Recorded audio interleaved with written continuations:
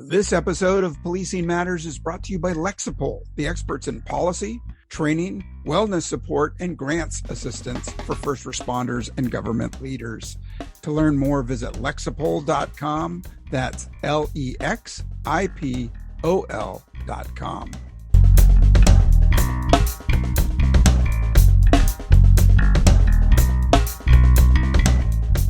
Hey, welcome back. You're listening to Policing Matters on policeone.com. I'm your host, Jim Dudley.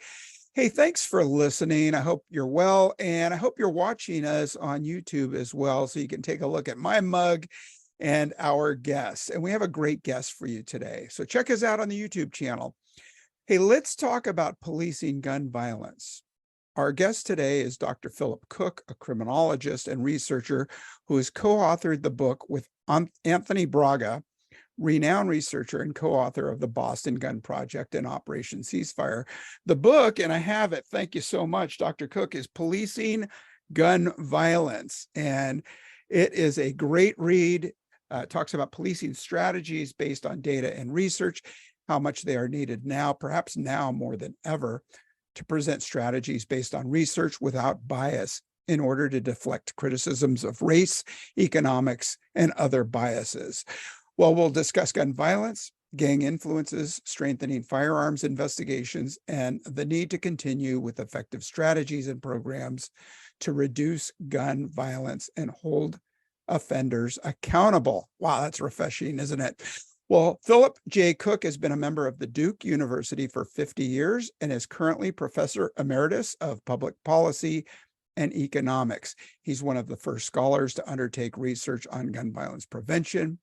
In his 2020 contributions in this area, they were recognized by the award of the Stockholm Prize in Criminology. Earlier in 2001, he was elected to membership in the National Academy of Medicine.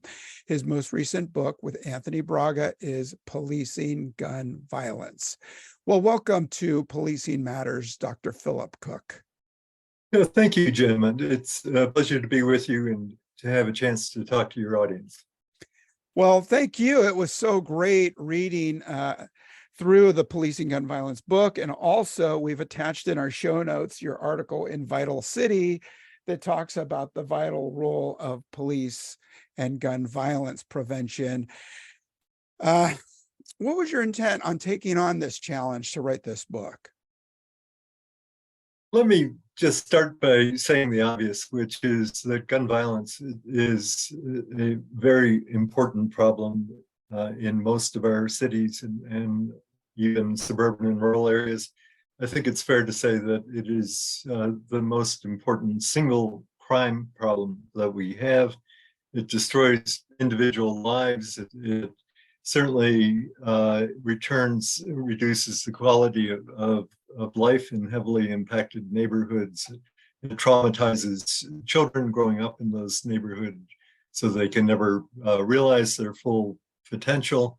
It generally reduces the quality of life, and it deserves our highest priority and the highest priority for the resources that we have to confront it and combat it. I should say that the focus of this particular book is on what sadly might be called routine gun violence. We don't do so much with the more attention-grabbing mass shootings or with political violence, not because we don't think that they're important, but to some extent it's a separate discussion. Everything I think that we might be concerned about when it comes to gun violence got that much more intense in 2020. That we had a 30% to 34% increase nationwide in gun homicide during that year. And we're back in practically the bad old days of the crack era of 1990, around there in a number of cities. All right, so saying that the intent now in writing the book was partly a kind of a push and a pull. I think that the push came from our frustration in hearing so many learned discussions of gun violence prevention that didn't even mention the police, or that treated the police as part of the problem rather than part of the solution along the way. And I think we felt that that was a grave omission indeed, that in fact they are our vital asset as first responders and in doing justice, but also in prevention in this area. And so we wanted to redress that gap, I think, in the public discussion about this problem. And that is all the more motivating because some of the other approaches to gun violence prevention are looking less attractive, starting with gun control and the possibility of keeping guns out of the hands of violent people. And I think given the current very radical Supreme Court decisions that we have in this area, that's a dwindling prospect about what legislation can do, what regulation can do, because of the claim by the court that the Constitution greatly limits government action in that area. Of course, the politics also around gun control is intense, and so I think that with that increasingly sidelined, and the obvious point that while we need to address the root causes of violence, that's a generational matter, and the problem is right now.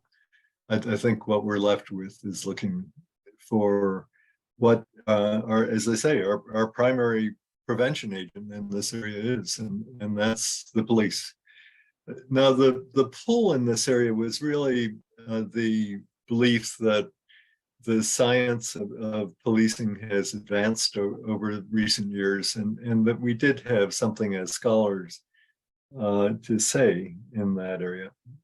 So, of course, the goal is to make policing more effective and more responsive to community needs. And I think that the research base for doing just that has expanded, and it's something that we try to capture in the book. Yeah, and it is so important that you bring up the idea of police as being part of the answer to the problem. And I don't know how we can remove politics from all of the issues concerning firearms, shootings, homicides, but we've got to at some point.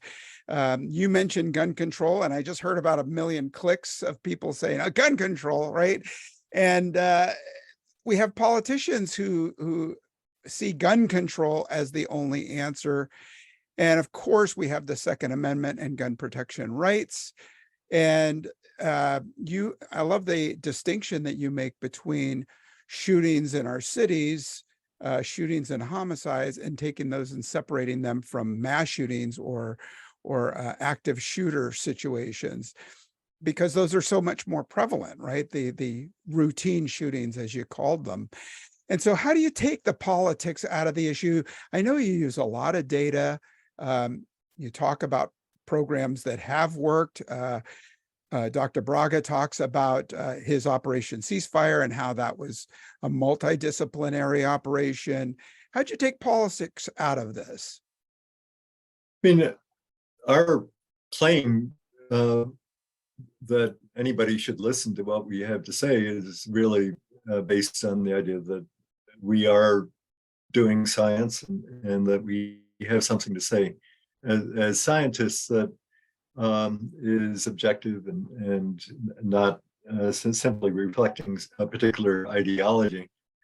I should say, though, we are not interested in avoiding controversial topics, and in fact, there are none in this area.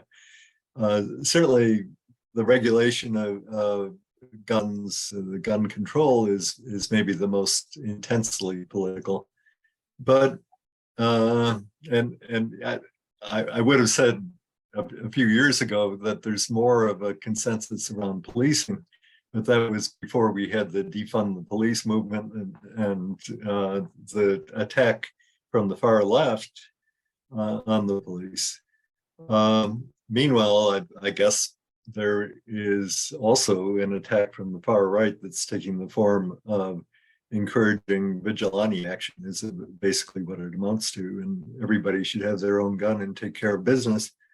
You can't rely on the authorities. And so, nonetheless, I feel that when it comes to conversations about effective policing, policing that's responsive to the community, that is something that I can have a conversation with all kinds of people about, and usually it goes okay. So that's where we are. Some claim to science, but sure, we're stepping in it to some extent, and we understand that.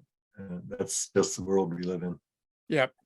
And we need context when we look at the data. We look at data that comes from the Department of Justice, the FBI, UCR used to be pretty reliable. 18,000 law enforcement agencies submitted data regularly.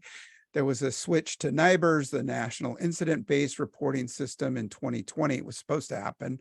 And I think to date, we're only averaging about 60,000 or 6,000 of the 18,000 agencies submitting data. How did you get around the data issues? What'd you use as your sources? Yeah, I mean, first of all, let me just join the chorus that when the FBI ended summary reporting in the UCR, it was a disaster. And I hope either that they restore it or that we find a workaround in that area. But, I think that there's two answers. One is that where the police data, for whatever reason, falls short, there is another source of data when it comes to gun violence, and that's medical data. So to some extent, both Anthony and I, in our research, have used medical data on gunshot injuries and of course the vital statistics provide excellent data on deaths, on homicides, suicides, and accidents. That has been further refined by the National Violent Death Reporting System that some of your listeners may be familiar with. It's now operating in every state in the country, and it provides a detailed account of every violent death. And that's being supplemented in turn by some private sources. So I think that we have very good data in some respects. It is a shame about the uniform crime reports, but that hasn't hampered the work that we've been doing. And by the way, a lot of what we've done over the years has focused on a specific city. And so we're not relying on the UCR. We're taking data directly from the whatever the records management system is for the police department that we're working with, be it Durham, North Carolina, or Boston, or a lot of work that I've done in Chicago. Anthony's worked in other cities, including Oakland. So, and what we've found by and large is that those data systems are excellent. And the trick is to arrange the MOU so that we can actually access the data, but once we can go to town with it. Great. In your article and your book, both talk about response and the involvement of law enforcement. Did any of the research lead to a different prevention strategy? I think the place we wanted to start in the discussion of prevention was to restore the police work to its proper place in the discussion of prevention. I mean, I think that since at least the time of Sir Robert Peel, the first and best goal of policing is preventing crime and creating public safety. So it's the characterization we often hear of the police as being, only responsible for cleaning up afterwards is dead wrong, so to speak. I mean, I think that there is every reason to think that even in the most fundamental job that the police are responsible for, which is to identify perpetrators, to arrest them, to build cases against them, but that's not just about doing justice, as important as that is, but it's also to prevent future crime, because those people are often repeat criminals, that if they're left at large, they'll continue causing trouble. And on the other side of it is deterrence, that if there's no chance that shooting someone will bring legal consequences, it's going to be more attractive for a lot of people to do just that. And it helps by doing justice to interrupt some cycles of violence and vendettas that might otherwise occur, so that we hear a lot about violence interrupters, meaning private groups that are working in the community, but the best violence interruption is to arrest and imprison the shooter. And that, I think, forestalls the likelihood of subsequent activities. Yeah, no, I'm glad you mentioned that, because incapacitation, what better way to keep a shooter off the street than keep them in jail if they need be. And we talk about chronic offenders, right? And we talk about gun violence, and any elected official will tell you guns are bad. But then we tend to lose our integrity when it comes to prosecution of repeat gun offenders. And so we get stuck in that dichotomy of the Second Amendment and then gun control. But in actuality, aren't repeat offenders responsible for much of the violence in cities like Oakland and Chicago? Yeah, absolutely. Most of those who end up as identified as the shooter have a substantial criminal record. That often there is every reason to believe that this would not be the last time they misused a gun if they were left free.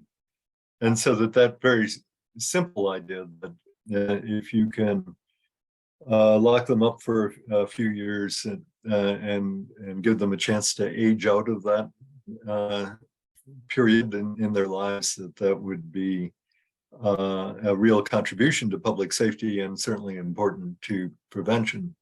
But I think it's also just, getting the message out that if you shoot someone, there's going to be consequence. And, the probabilities, the objective probabilities in the cities that I've worked in can be very low indeed.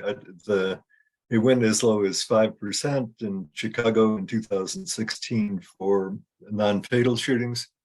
Durham was not doing much better than, and so on. So what we're talking about is, if you're inclined to get in a car with your buddies for a drive-by shooting, one thing you don't have to worry about is getting arrested and put in prison in many cities.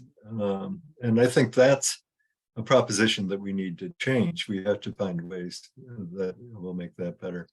There's a lot of other preventive activities that the police are engaged in, and certainly directed patrol and working in hotspots, doing the problem solving that they need to do. But I don't want to sideline the very basic task of arrest and prosecution. And what I've found is, Durham, for example, has a district attorney who styles herself as progressive, and certainly in many respects she's going by the progressive playbook. But she is the first to say that she's very concerned about gun violence, and that there she wants to do what she can to identify the dangerous people and lock them up. So here maybe is a way to get a break from the usual left-right kind of arguments along the way. I'm not too confident of that, but I would say that that begins to be.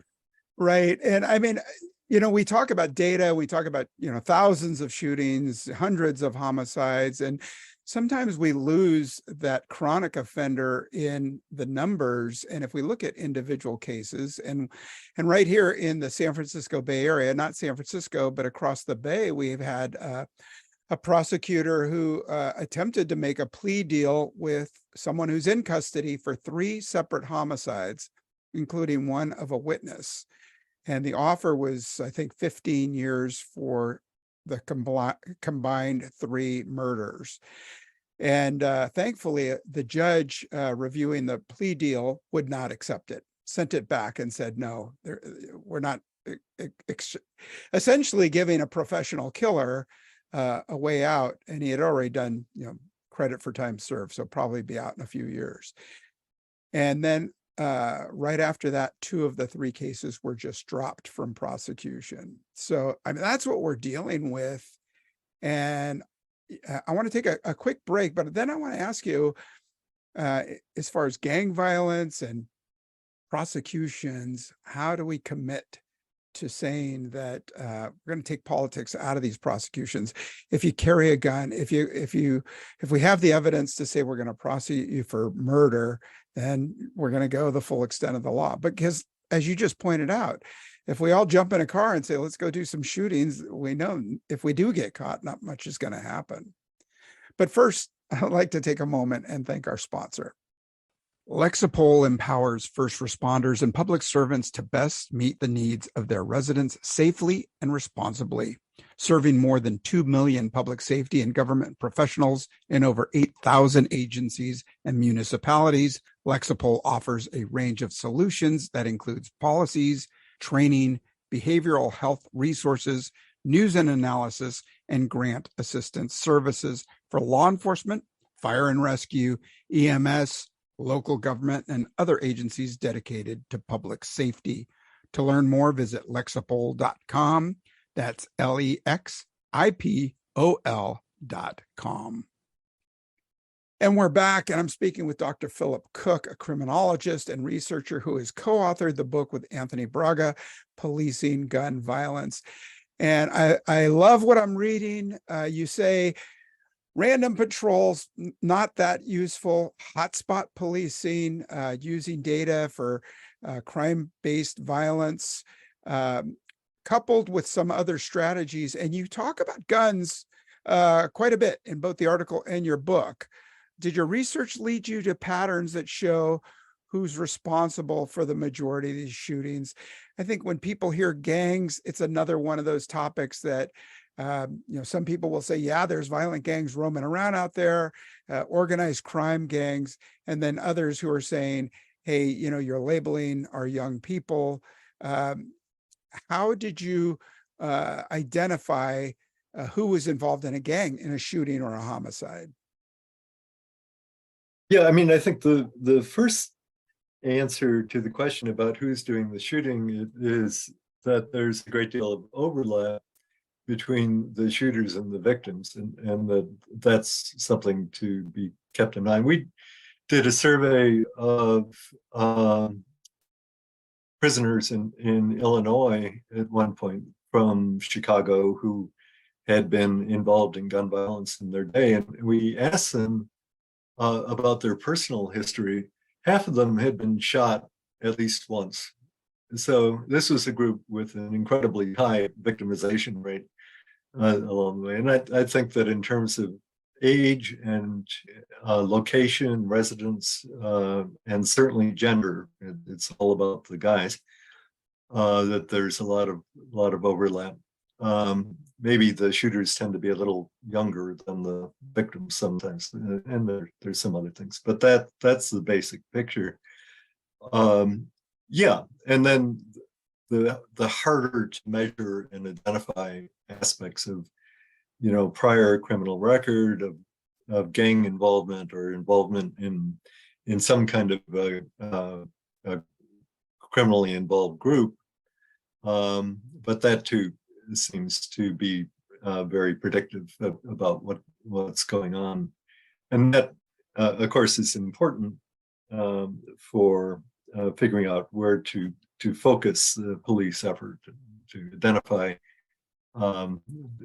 those groups that are up to no good. Even within a gang that is known for its violent activities, there's often some handful of guys that are known as the shooters, that so it can be refined still further and say, yeah, then that's the guy that is capable of pulling the trigger, is likely to do it.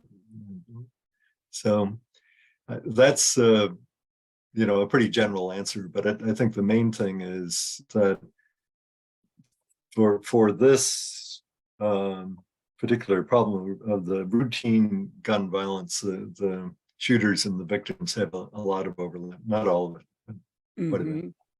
Yeah, and I mean, previously you spoke of vigilantism, but oftentimes in a gang culture, there is some form of their own vigilantism, right? When they feel that they know who a shooter is, nobody will tell the police who the shooter is. And so maybe a homicide or a shooting victim case doesn't get prosecuted because there's no evidence, no suspect ID, but other gangs know, or they think they know who's responsible. So then retaliation turns out to be essentially their own sense of vigilantism, no?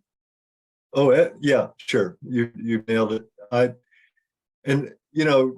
One place that shows up that is particularly difficult for law enforcement is that the victims who survive often refuse to cooperate because they fully intend to take care of business on their own.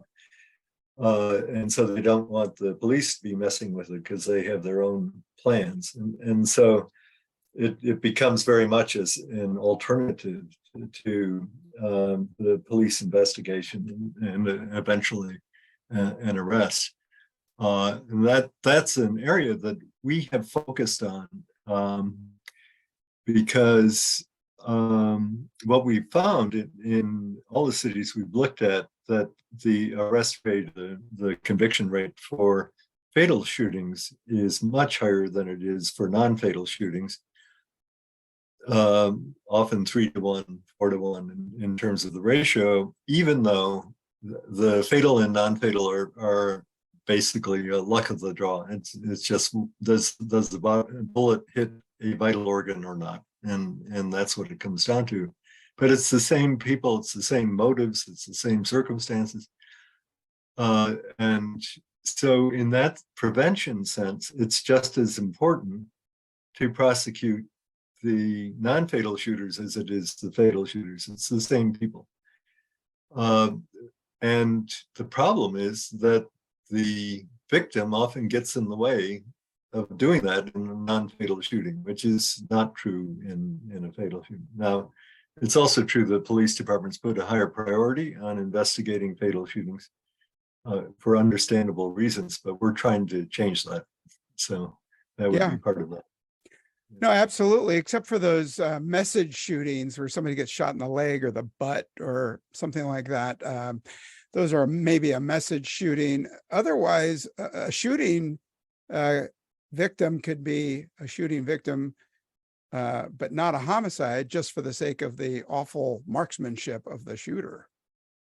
Yeah, and like in Durham, I mean, at least half the shooting cases are drive-bys, and so it's all happening at 20 miles an hour or something, and it's not likely that there's much marksmanship involved.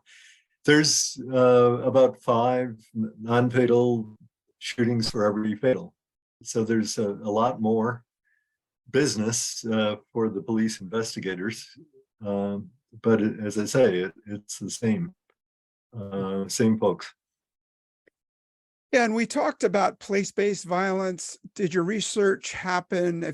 I know that I love the Boston Ceasefire map overlays of where the victim shootings have occurred, and then an overlay of a gang map, and it's almost identical.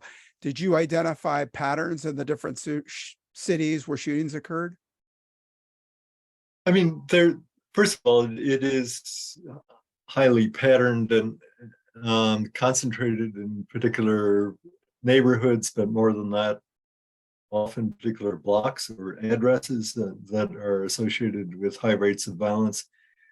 Given the current status of the record systems that the police maintain everywhere, it's easy to identify those places after the fact. I want to issue a very small warning on that gun violence is still a rare event, and that because it's a rare event, you can't expect exactly the same thing is going to show up tomorrow that it did yesterday. It's not that predictable, but it's pretty predictable, and that's something that should guide police allocation. That is where the patrol gets concentrated, and the search for particular problem areas that might be resolved either by the police or by other agencies and along the way. That seems to be pretty well established these days in police work everywhere. That the idea of the hotspot, I think, is very well established.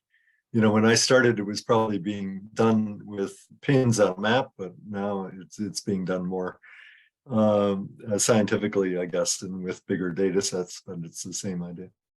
Right. And I mean, we can talk about 40 years ago when Bill Bratton and Jack Maple started those pin maps, right? The crime maps and the hotspot policing. Mostly, I think they started at transit hubs, right? That a lot of the crime was occurring on transit hubs. And then, and here we are 40 years later, and we actually see the same patterns of low-level crime to high crimes of violence in these areas. And now we have emerging technology and some not so emerging.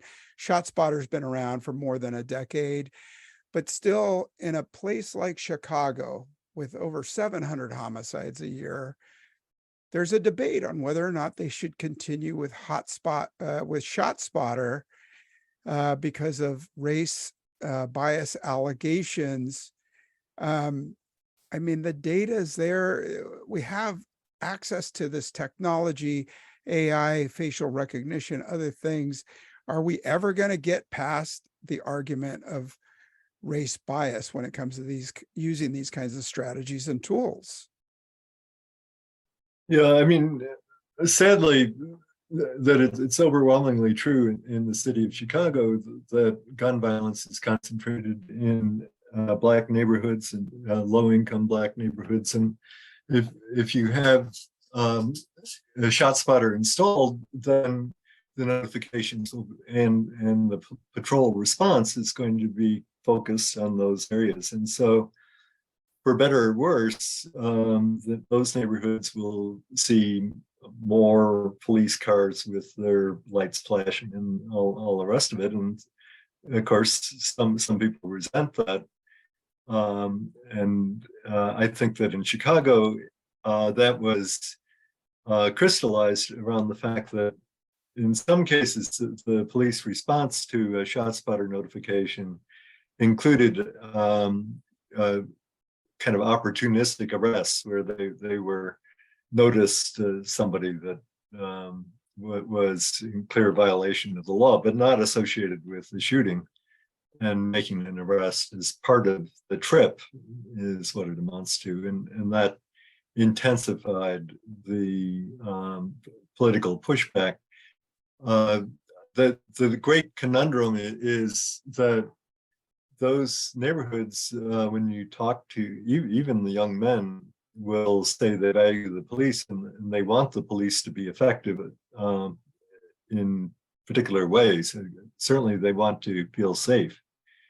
But they feel at the same time over-policed and under-policed. And I think that the under-policed is because the police have been so unsuccessful in making arrests on shootings, which everybody agrees is a good thing. But then they feel like there's too much kind of policing of lifestyle crimes and other things that they would just as soon the police stay away. So that's the great challenge, I think, to get that balance right and to make it work. And it's not like there's any magic answer to it, but you work away at it. Oh, for Pete's sake, that was the question. That was my last question. What is the magic answer? What's the silver bullet? Yeah.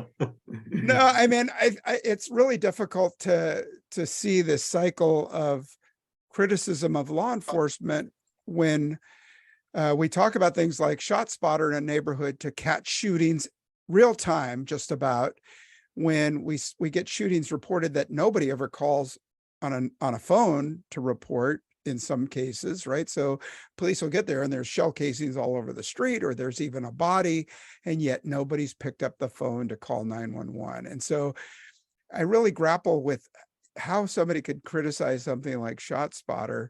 And then when it comes down to looking at the data, and it shows high clearance rates of homicides in white and Asian communities, but very low solvability in Black and brown communities. And I think it goes back to, we need people to trust. We go back to Sir Robert Peel, 1822. Trust the police. Prevention is our number one strategy. Work with the community to solve these crimes. And it's not happening. Yeah, that's right. It's certainly a vicious cycle that if the police can't make a successful investigation in a neighborhood because nobody will cooperate, then that's going to make the relationship with the police that much more difficult, because the community might conclude, well, they didn't make the arrest because the police just don't care. When in fact the police saying, boy, if the community would step up, we would be able to take care of business. And so it is really a different perspective. But there are some answers, I would say, in whatever years are left in my research capacity, I really would like to work on this question of especially victim cooperation, but generally the cooperation on the part of witnesses, and what we can do to improve that, and what we can do when it doesn't exist in a usable form. So there's some technological alternatives like ShotSpotter. The key, like everything else, is to do it right. And Durham, I'm doing an evaluation of ShotSpotter in Durham right now. They have just contracted, it's been in place for 6 months now, in 3 square miles. So it's a pilot project, but so far there doesn't seem to be any real pushback or concern on the part of the community about that. So I think that more credit to the police, who have been very careful about saying those deployments will not be used as the opportunity for making arrests that aren't connected, and it's all going to be about the shooting. If they can't find anything, then go back home and leave it at that. So. Yep. Hey, I want to thank you so much for being on the show, Dr. Philip Cook, criminologist and researcher who has co-authored the book with Anthony Braga, Policing Gun Violence. And we've got a link. There it is. I love it. I think every cop should read it. I definitely think every command level cop should read it, to look at the strategies that might make a dent in the crime and violence in your city. Thanks so much, Dr. Cook. Yeah, thanks for the opportunity, Jim. I enjoyed talking. Well, great having you. And to our listeners, I hope you found today's show interesting. Check out the show notes. You're going to see a link to the article, maybe a PDF, and a link to the book, Policing Gun Violence, Strategic Reforms for Controlling the Most Pressing Crime Problem. I agree. All right, take good care. Thanks for listening, and hope to talk to you again real soon. Take good care. I'm Jim Dudley.